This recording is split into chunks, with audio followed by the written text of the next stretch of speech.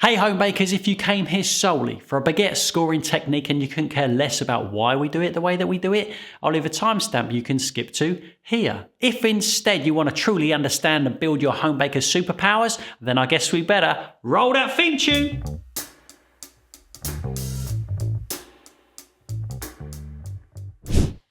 And now for the debut appearance of the kids' chalkboard at Bake with Jack Studios.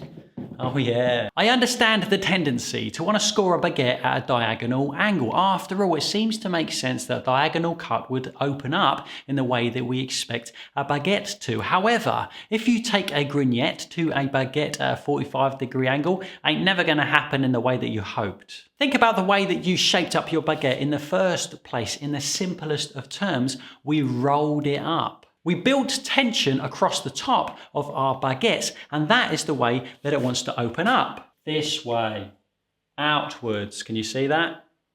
Good. If we score it at a diagonal angle, and I am exaggerating here to make a point, it will go approximately nowhere, or at best it will open up in some kind of weird wonky way. So then in theory, because of the way we built that structure, we are more likely to get the best result of it opening if we score it along the whole length down the middle, end to end. That's correct, that is true. It will open up nicely that way because that's the way that it wants to go. But to get the characteristic baguette burst, we have to combine the two. Multiple cuts at a severe angle, positioned end to end down that center line. Let me show what I'm talking about. See? Can you see that? Oops. No. Yes. Yes.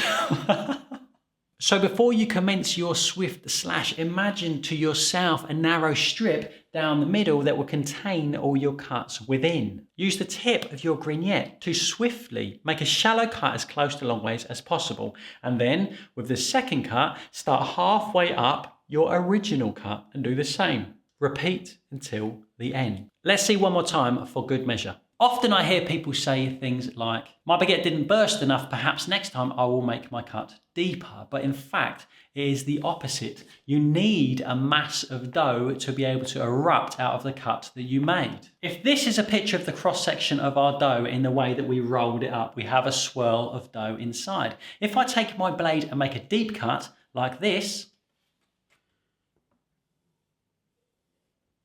then yes, it will open up kind of like a book, but there won't be much of that mass of dough to explode out of the cut. A small cut like this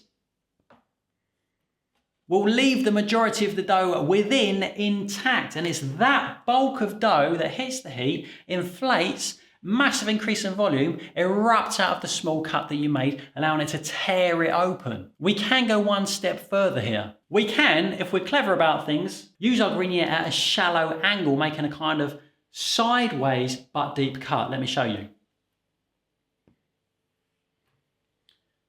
At this angle, it allows us to make a deep cut without disturbing that mass of dough. Therefore, we're creating a gigantic weak spot where our dough is most likely to burst, leaving that mass intact to burst out. There are other factors contributing to getting your baguette to burst open nicely. It's not all about the cut. And these we spoke about in great detail in video 182, my easy baguette recipe. It's about the fermentation, the shaping, the pre-shaping, the stretch and folds, keeping that air inside when you are shaping. It's all about the baking on a hot stone with plenty of steam. All these factors combined, which is what makes the baguette such a tricky bread to master. But for now, I hope this illustration has brought you massive value and increased your knowledge to help you get to where you want to be with your baguettes. Thank you so much for being here. Thank you so much to all Bake with Jack patrons for your continued support, and I look forward to seeing you again very soon. Bye-bye.